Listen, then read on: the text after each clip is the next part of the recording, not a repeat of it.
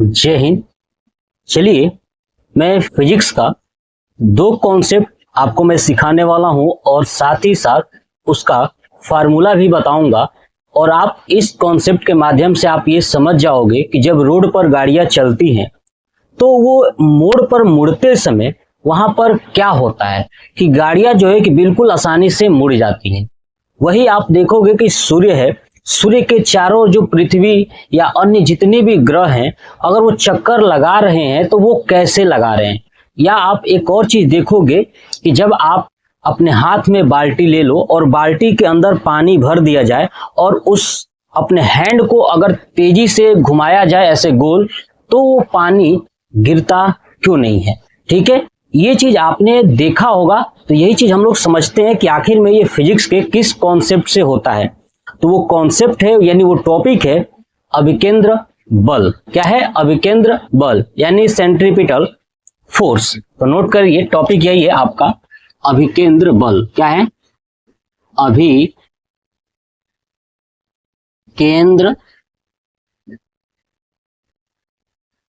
बल। ठीक है, अभिकेंद्र बल यानी सेंट्रीपिटल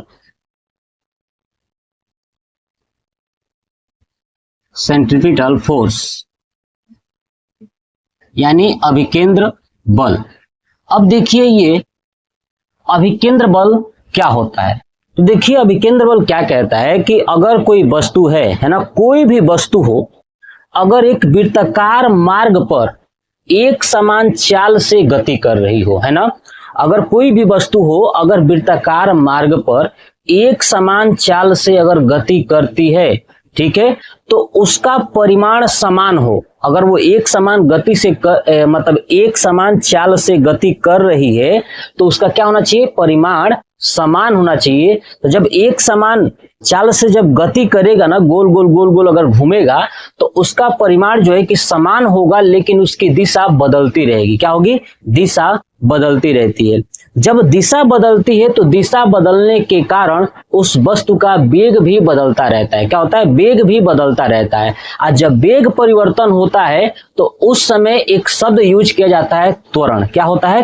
त्वरण। ये बात आपको बता दिया मैंने। तो जब त्वरण होता है और ये त्वरण जिसके कारण उत्पन्न हो रहा है वही है आपका अभिकेंद्र बल। क्या है? अभिकेंद्र बल। यानी मोटा मोटी एक सिंपल सा वर्ड कहूं कि अभिकेंद्र बल क्या है तो आप कहिएगा कि जब मतलब कि किसी भी वस्तु को वृत्तीय मार्ग पर गति कराने के लिए जिस बल की आवश्यकता होती है वो अभिकेंद्र बल है। समझ में आ गया? यानी किसी भी वस्तु को अगर गोल गोल आपको घुमाना है तो उस वस्तु के ऊपर बल लगाना होगा। क्या करना होगा? वस्तु के ऊपर बल लगाना होगा। तो उस बल के कारण अगर वस्तु गोल गोल गोल गोल घूम रही है तो वही होता है अभिकेंद्र बल। यानी आप एक रस्सी लीजिए और रस्सी में एक किनारे पर जो है कि पत्थर बांध दीजिए और एक किनारे को उंगली में लपेट लीजिए या उंगली से पकड़ लीजिए या हाथों से पकड़ लीजिए। उसके बाद आप ऐसे ऐसे घुमाओगे। आपने किया होगा बच्चों ने, ऐसे ऐसे घुमाते थे तो जब हाथ से पकड़ के घुमाते थे तो वो जो पत्थर था ऐसे गोल गोल घूमता था। तो पत्थर जो है कि गोल गोल अगर घूम रहा है वो किसके कारण? तो हमने उस रस्सी को धागे से बांधकर खींच रखा है। तो जब धागे से बांधकर खींच रहे हैं ना तो खिंचाव के कारण, है ना, वो धागे के खिंचाव के कारण वो वस्तु जो है गोल गोल गोल गोल घूम रहा है। तो गोल गोल घूम रहा है उस खिंचाव के कारण। तो जो खिंचाव है वही आपका अभिकेंद्र बल है। यानी किसी भी वस्तु को अगर वृत्तीय गति करानी है तो उस वृत्तीय गति कराने के लिए उस वस्तु के ऊपर जो बल लगाया जाएगा वही बल क्या कहलाता है? अभिकेंद्र बल होता है। और ये अभिकेंद्र बल लगाने के लिए आपको अभिकेंद्र त्वरण, जब अभिकेंद्र बल लगेगा तो उस पर एक अभिकेंद्र त्वरण भी होता है। यानी आपको दो बातें समझ में आ गई कि एक होता है अभिकेंद्र बल यानी सेंट्रीपिटल फोर्स और एक होता है अभिकेंद्र त्वरण यानी सेंट्रीपिटल एक्सेलरेशन। तो समझिए दोनों बातें। यानी फिर से समझिए कि देखिए मान लीजिए कि एक वस्तु है वो ऐसे राउंड अप में घूम रही है ना, ये क्या कर रही है? राउंड अप में घूम रही है ऐसे। ठीक है, ये मान लीजिए कि ये बीच में कोई व्यक्ति है जो अपने हाथों से इसको पकड़ा हुआ है। देखिए ये मान लीजिए कि रस्सी से बंधा हुआ है और ये गोल में घूम रही है ऐसे, है ना, ये गोल में घूम रही है। ठीक है, समझिए यहाँ पे मान लीजिए कि गोल गोल गोल गोल क्या कर रही है? घूम रही है। यहाँ पे है, यहाँ भी है। ये गोल में घूम रही है। तो जो ये इसका गति है, ये जो घूम रही है, और मान लीजिए कि ये सेंटर है ना, तो इसकी ये गति कौन सी है, वृत्तीय गति। यानी जब कोई वस्तु एक समान चाल से, है ना, वृत्तीय पथ पर या वृत्तीय गति कर रही है ना, जब कोई वस्तु एक समान चाल से वृत्तीय गति कर रही है, ठीक है, तो उस वस्तु की परिमाण समान होता है लेकिन दिशा बदलती रहती है। देखिए आप कहोगे कैसे, देखिए ये जो वस्तु आपको दिखाई दे रही है, इस वस्तु को मैंने अगर पकड़ा है तो ये वस्तु अगर आगे की तरफ जा रही है तो देखिए दिशा ये है इधर वाली, है ना, ये सीधा जाना चाहिए, लेकिन नहीं, फिर जाके क्या होगा, कुछ देर में इधर घूम जाएगा, ये हो गई दिशा अलग, फिर ये जाकर के इधर घूम जाएगा, ये दिशा अलग, फिर ये जाकर इधर घूम जाएगी, ये दिशा अलग। तो दिशा बदलती रहती है, और दिशा बदलने के कारण इसके वेग भी बदलते रहते हैं, और जब वेग बदलता है तो वेग बदलने के कारण इसमें त्वरण उत्पन्न हो जाता है, जिस त्वरण को अभिकेंद्र त्वरण कहते हैं। कौन सा त्वरण, अभिकेंद्र त्वरण। याद रखिएगा, अभी मैं डिफिनीशन भी बता दूंगा कि आपको डिफिनीशन कैसे लिखना है। अभिकेंद्र त्वरण यानी लिखिएगा कि जब किसी वस्तु को, है ना, जब किसी वस्तु को एक समान चाल से वृत्तीय मार्ग पर घुमाया जाता है तो उसका परिमाण एक समान होता है, यानी समान होता है, नहीं बदलता है, लेकिन उसकी दिशा बदलती रहती है, और दिशा बदलने के साथ साथ उसका वेग भी बदलता है, और वेग बदलने के कारण उसमें त्वरण उत्पन्न हो जाता है, जिस त्वरण को अभिकेंद्र त्वरण कहते हैं, यानी सेंट्रीपिटल एक्सेलरेशन कहते हैं। अब देखिए, अब इसको दिखाओगे कैसे, अभिकेंद्र त्वरण को दिखाओगे कैसे, तो इसको बोलते हैं सेंट्रीपिटल। ध्यान रखिएगा, क्या बोलते हैं, सेंट्रीपिटल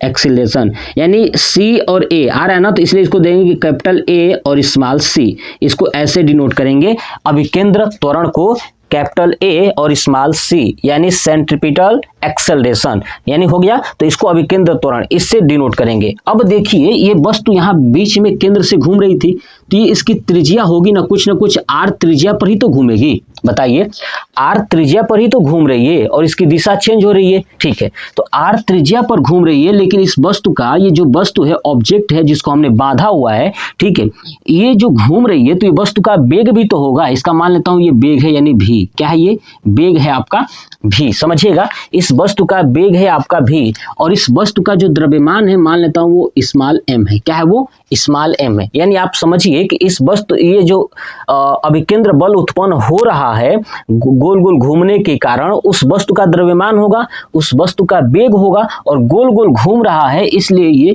राउंड अप में घूम रहा है, तो इसकी एक त्रिज्या भी तो होगी। कितनी त्रिज्या पर घूम रही है, इसी त्रिज्या पर ये घूम रही है। यानी तीन बातें आपको समझ में आ गई, ये तीन चीजें, यानी वस्तु का द्रव्यमान, वस्तु का वेग, और वस्तु की जो गोल गोल घूम रही है, तो उसकी गोलाकार जो है उसके भाग की त्रिज्या, इस पर ये घूम रही है। तो ये हो गया अभिकेंद्र त्वरण, यानी AC। AC बराबर क्या होगा, यानी AC बराबर, आपको याद रखना है एक फार्मूला, AC बराबर, हमेशा एक बात याद रखिएगा कि AC बराबर जो क्या होगा कि इस जो भी है वेग का स्क्वायर कर दीजिएगा, वेग का स्क्वायर और त्रिज्या से भाग कर दीजिएगा, ये आपका निकल जाएगा, यानी अभिकेंद्र त्वरण। यानी आपसे कभी कोई पूछ दे कि बताइए अभिकेंद्र त्वरण का फार्मूला क्या होगा, तो AC equal to V square बटे में R, यानी क्या होगा, centripetal acceleration equal to V square बटे में R, आप आसानी से निकाल सकते हो। अगर मैं कह दूं कि एक वस्तु वृत्ताकार मार्ग पर गति कर रही है और उस वृत्ताकार मार्ग की त्रिज्या 2 मीटर है और उस वस्तु का वेग 2 मीटर पर सेकेंड है, तो बताइए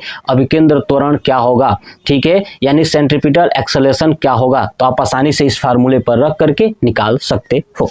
क्लियर ना, ठीक है। देखिए, त्वरण आपको दिख रहा है कि त्वरण द्रव्यमान पर निर्भर नहीं कर रहा है, अभिकेंद्र त्वरण द्रव्यमान यानी m पर निर्भर नहीं कर रहा है। क्यों नहीं कर रहा है, तो आप देखिए इस फार्मूले में m नहीं है, तो आपको ये बात समझ में आ गया, ये m क्या है, तो द्रव्यमान है। मैं लिख देता हूं ताकि आप अपनी कॉपी बनाओगे तो सही रहेगा। और v क्या है, तो आपका ये वेग है, और ये r क्या है, तो आपका त्रिज्या है। ये बात आपको समझ में आ गई, इतनी चीजें आपको याद रखनी है, ठीक है। उसके बाद मैंने बताया कि अभिकेंद्र बल क्या है। अभिकेंद्र बल मैंने क्या बताया था कि जब किसी वस्तु को एक वृत्ताकार मार्ग पर गति कराने के लिए जिस बल की आवश्यकता होती है वो बल अभिकेंद्र बल है। सोचिए, इसी बल के कारण ये वस्तु गोल गोल घूम रही है। अगर हम रस्सी पकड़ के नहीं रखते तो सोचिए गोल गोल नहीं घूमता, वरना रस्सी जैसे छूटेगा वो अपनी एक दिशा में चली जाएगी, किधर भी कोई भी दिशा में, जिस दिशा में रस्सी छूटेगा उधर ही निकल जाएगी। तो उस बल के कारण ही वो क्या कर रही है, एक जगह स्थित है। ये बात आपको समझ में आ गया। एक जगह यानी वो गोल गोल वृत्ताकार मार्ग पर क्यों घूम रही है, उस बल के कारण। एक बात और बता दूं, ये बल कहाँ लग रहा है, बहुत बार पूछा गया है कि अभिकेंद्र बल कहाँ लगता है। याद रखिएगा ये जो केंद्र है ना, तो केंद्र की ओर, पॉइंट क्या याद रखिएगा कि अभिकेंद्र बल केंद्र की ओर लगता है। कहाँ लगता है, केंद्र की ओर लगता है, इसलिए इसको बोलते हैं केंद्र भिमुख बल भी बोलते हैं। याद रखिएगा केंद्र भिमुख बल भी बोलते हैं। इस बात को भी याद रखिएगा कि अभिकेंद्र बल को केंद्र भिमुख बल भी बोलते हैं। क्यों, क्योंकि ये केंद्र की ओर भी लगता है। ऊपर से ये अभिकेंद्र त्वरण कहाँ लगता है, तो ये भी याद रखिएगा, ये भी केंद्र की ओर लगता है। कहाँ लगता है, ये भी केंद्र की ओर लगता है। ये बात भी आपको याद रखना है। पॉइंट समझिएगा, ध्यान से समझिएगा कि अभिकेंद्र बल कहाँ लगता है, तो केंद्र की ओर, और अभिकेंद्र त्वरण कहाँ लगता है, तो ये भी केंद्र की ओर लगता है। दूसरी चीज देखिए, ये जो अभिकेंद्र बल है और ये अभिकेंद्र जो त्वरण है, ये तो आपको समझ में आएगा कि निकालना कैसे। अब देखिए अभिकेंद्र त्वरण को डिनोट कैसे करते हैं, तो कैपिटल एफ से फोर्स होता है और ये सी आगे इस्तेमाल हो जाएगा, यानी एफ सी। और आपको पता है बल बराबर क्या होता है, एम इंटू ए, यानी द्रव्यमान गुणे त्वरण। तो त्वरण क्या है, अभिकेंद्र त्वरण यानी ए सी, तो एम इंटू ए सी ये हो जाएगा, यानी एफ सी अभिकेंद्र बल बराबर एम इंटू ए सी। अब देखिए यहाँ पे हो गया एम ए सी यानी क्या है, सेंट्रीपिटल एक्सेलरेशन, यानी वी स्क्वायर बटे में आर, यानी वी स्क्वायर बटे में आर। तो ये क्या हो जाता है, एफ सी बराबर एम वी स्क्वायर बटे में आर। ये हो जाता है अभिकेंद्र त्वरण बराबर, अभिकेंद्र त्वरण बराबर फार्मूला क्या होता है कि एम वी स्क्वायर बटे में आर, है ना। एफ सी बराबर एम वी स्क्वायर बटे में आर। ये बहुत बार एग्जाम में पूछा गया है कि अभिकेंद्र बल का सूत्र क्या होता है, तो याद रखिएगा कि एम वी स्क्वायर बटे में आर। ये रेलवे एग्जाम में एक बार पूछा गया था कि अभिकेंद्र बल का सूत्र है तो एम वी स्क्वायर बटे में आर। कहाँ से आया मैंने आपको बता दिया, ठीक है। ये पॉइंट्स आपको याद रखनी है। दूसरा पॉइंट्स मैंने बताया कि अभिकेंद्र त्वरण और अभिकेंद्र बल ये कहाँ लगता है, केंद्र की ओर लगता है। अभिकेंद्र बल भी केंद्र की ओर लगता है, इसलिए इसका एक नाम है केंद्राभिमुख बल या केंद्राभिमुख बल भी बोल सकते हो। तो ये बल है। अब दूसरी चीज देखिए, जब कोई वस्तु ना वृत्तीय गति करती है, याद रखिएगा कि जब कोई भी वस्तु अगर वृत्तीय गति करती है ना, तो उस वस्तु को क्या क्या चीजें नहीं बदलती है। तो ध्यान सुनिएगा, जब कोई वस्तु ना अगर वृत्तीय गति करेगी तो दो चीजें नहीं बदलेगी। एक तो उसका चाल नहीं बदलेगा, और दूसरा गतिज ऊर्जा।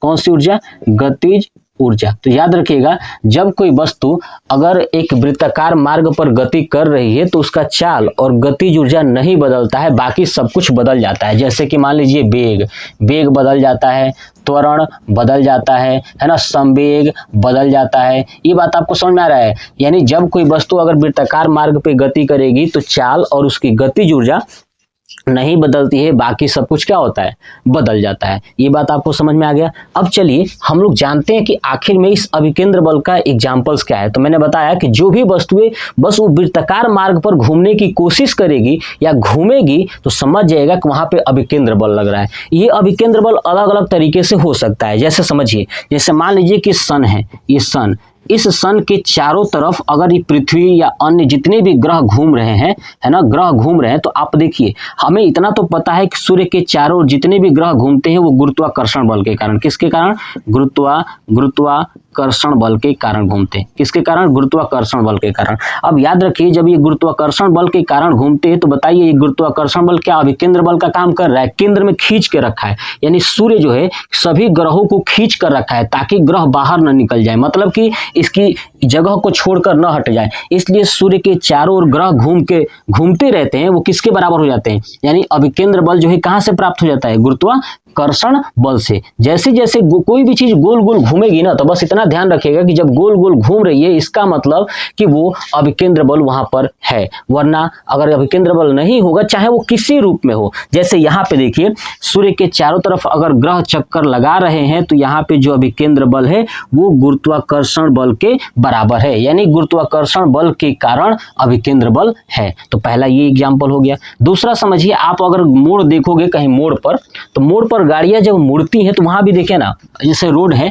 ये रोड अगर ऐसे गया हुआ है, ऐसे मुड़ा हुआ है, तो गाड़ी जब जाती है तो यहाँ पे ऐसे मुड़ती है। तो गाड़ी मुड़ती है तो बताइए यहाँ पे क्या गाड़ी गोल गोल घूमने लायक नहीं है, ये वृत्त के आकार का नहीं हो जाएगा। अगर यही रोड अगर ऐसे मुड़ रही है तो क्या यह मोड़ है ना, है ना। ऐसे जब मोड़ है तो गाड़ी घूमेगी ही घूमेगी। जब यहाँ पे गाड़ी जब घूमती है ऐसे, तो यहाँ पे घर्षण बल लगता है। कौन सा बल?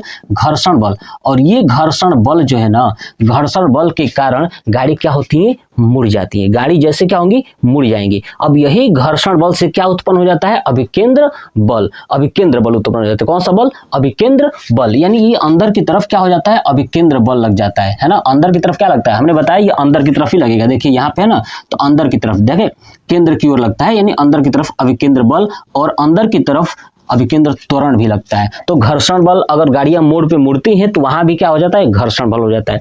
नेक्स्ट और समझिए, जैसे आपने अगर वो रस्सी को लीजिए और रस्सी को बांध के इसी से घुमाइए तेजी से।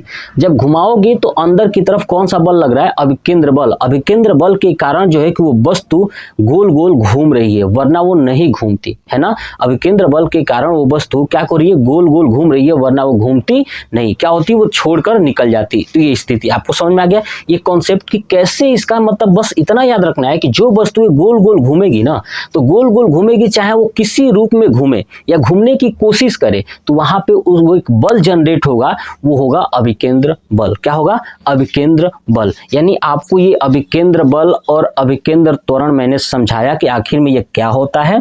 ठीक है, इसके एग्जांपल्स क्या क्या है, तो मैंने बताया कि सूर्य वाला भी, और एक गाड़ी का एग्जांपल मैंने लिया कि गाड़ी जब मोड़ पे मुड़ती है तो वहां भी ये होता है। मौत के कुआं, मौत का कुआं आपने देखा होगा ना। मौत के कुएं में जो गाड़ियां होती हैं, है ना, वो जो दीवार बनी होती है जो, ठीक है, उस दीवार के चारों तरफ तेजी से घूमती है। जब तेजी से घूमती है तो बताइए गोल गोल घूम रही है ना, तो गोल गोल घूम रही है, तो बताइए अभिकेंद्र बल कहाँ लग रहा होगा? अंदर की तरफ अभिकेंद्र बल लग रहा है। देखिए जब गाड़ी तेज चलाते हैं तो गाड़ी वाला चाहता है, उस मौत के कुएं में गाड़ी वाला चाहता है कि उस जो दीवार है, दीवार के ऊपर बहुत तेज दबाव डालें। क्या करें? तेज चलाता है ताकि उसके ऊपर दबाव ज्यादा हो। तो उसके ऊपर दबाव ज्यादा होता है और एक बल अंदर की तरफ काम करता है, अभिकेंद्र बल। ठीक है, तो ये अभिकेंद्र बल अंदर की तरफ, उसका दबाव बाहर की तरफ। जब दोनों अंदर बाहर दोनों, जब ऐसा सिचुएशन आता है तो उस समय वो गाड़ी बैलेंस हो जाती है। क्या हो जाती है? बैलेंस हो जाती है। ना ही अंदर की तरफ जाती है, ना ही बाहर की तरफ जाती है, इसलिए उस दीवार के चारों तरफ घूमती रहती है। तो मौत के कुआं में भी जो बल लगता है वहां भी कौन सा है? अभिकेंद्र बल। यानी गाड़ियां किसके कारण, कौन से बल के कारण चारों तरफ गोल गोल घूमती है? तो बस दिमाग में बैठा लो कि जब गोल गोल घूमेगी तो किसी न किसी रूप में अभिकेंद्र बल ही होगा, किसी न किसी रूप में अभिकेंद्र बल ही होगा। जैसे रोड पर घर्षण बल के कारण अगर गाड़ी गोल घूम रही है, इसका मतलब वहां पे कौन सा बल? अभिकेंद्र बल है, घर्षण बल के बराबर। दूसरा गुरुत्वाकर्षण बल के कारण, गुरुत्वाकर्षण बल मौत के कुआं में गोल गोल क्यों घूमती है? वो भी कौन सा बल के कारण बताइएगा? अभिकेंद्र बल के कारण। क्लियर? यानी सेंट्रीपिटल फोर्स के कारण। तो दूसरा समझिए, अगर आप देखोगे नाभिक के चारों ओर क्या घूमता है? इलेक्ट्रॉन। नाभिक के चारों ओर क्या घूमता है? ये नाभिक है, तो नाभिक के चारों ओर क्या घूमता है? इलेक्ट्रॉन। आपको पता है ना, तो हमें इतना पता है कि नाभिक के चारों ओर जो इलेक्ट्रॉन घूमते हैं ना, इलेक्ट्रॉन, वो वैद्युत, ध्यान रखिएगा, वैद्युत आकर्षण बल के कारण घूमते हैं। किसके? वैद्युत आकर्षण बल, है ना, वैद्युत आकर्षण बल के कारण घूमते हैं, और यही वैद्युत आकर्षण बल अभिकेंद्र बल के बराबर होगा। ये बात समझ में आ गया? यानी अभिकेंद्र बल के कारण, ये चाहे वो किसी रूप में हो, या ना, यहाँ पे अभिकेंद्र बल किसके रूप में है? वैद्युत आकर्षण बल के कारण है, जो चीजें गोल गोल घूम रही है, नाभिक के चारों इलेक्ट्रॉन चक्कर लगा रहे हैं। तो यानी ये था हमारा अभिकेंद्र बल और दूसरा अभिकेंद्र त्वरण। ये आपको फार्मूला याद रखना है कि अभिकेंद्र बल बराबर क्या होता है? mv²/r, और अभिकेंद्र त्वरण बराबर क्या होता है? v²/r। इस फार्मूले का प्रयोग करके आप आसानी से प्रश्नों को सॉल्व कर सकते हो। और बस एक बात याद रखना है कि जो वस्तुएं गोल गोल घूमेगी या घूमने की कोशिश करेगी या थोड़ा सा ही घूमी हो, गोल घूमी हो, वहां पे अभिकेंद्र बल कार्य किया है। उसी अभिकेंद्र बल के कारण, जैसे आप साइकिल चला रहे हो तो मोड़ पे जब साइकिल मोड़ते हो तो हल्का सा आप झुक जाते हो, झुकते हो ना, ऐसे करके, तो झुकते हो तो वहां पे घर्षण बल तो है, तो घर्षण बल का ही क्या है? घर्षण बल अभिकेंद्र बल ही तो है। ठीक है, जिसके कारण आप बैलेंस, अपने शरीर को क्या किए हो, बैलेंस। अगर थोड़ा सा आप ज्यादा डिसबैलेंस हो जाओगे, यानी अभिकेंद्र बल कम अधिक हो जाएगा, तो आप वहां पे साइकिल लेके उलट सकते हो, गाड़ियां फिसल सकती हैं, गाड़ियां जाके दूसरे जगह टकरा सकती हैं, यानी मोड़ पे उलट सकती हैं। इसी कारण जो है कि जब भी राइडर वाले होते हैं ना, जब बाइक चलाने वाले राइडर, तो जैसे गाड़ियां मोड़ पे मुड़ते हैं तो देखते हैं ना, गाड़ी झुक जाती है, ऐसे झुकती है। गाड़ी जब झुकती है तो उनका बॉडी भी झुकता है, और जैसे बॉडी झुकेगा और गाड़ी झुकेगी, वहां पे अभिकेंद्र बल मेंटेन हो जाता है, जिसके कारण वो आसानी से वो मोड़ पर मुड़ जाते हैं। अगर थोड़ा सा डिसबैलेंस हुआ, मान लीजिए कि गाड़ी ऐसे मुड़ी और अपने शरीर को ऐसे आप उठा दिए, गाड़ी मुड़ी है, आप शरीर को ऐसे, क्योंकि जैसे गाड़ी मुड़ेगी वैसे ही आपका शरीर मुड़ना चाहिए, ठीक है, तो अभिकेंद्र बल सही रहेगा। अगर आप अपने शरीर को ऐसे सीधा करोगे तो अभिकेंद्र बल केंद्र की ओर नहीं बल्कि दूसरी दिशा में लग जाएगी, है ना। गाड़ी का अभिकेंद्र बल कहाँ, अंदर की तरफ, और आप शरीर का अभिकेंद्र बल दूसरी दिशा में, पता चला कि आप गाड़ी उलट जाएगी, आप भी उलट जाओगे, ठीक है। तो ये कॉन्सेप्ट होता है अभिकेंद्र बल और अभिकेंद्र त्वरण का। तो चलिए आप इसका स्क्रीनशॉट ले लीजिएगा और कमेंट बॉक्स में कमेंट करके बताइएगा कि आपको ये वीडियो कैसा लगा। जय हिंद।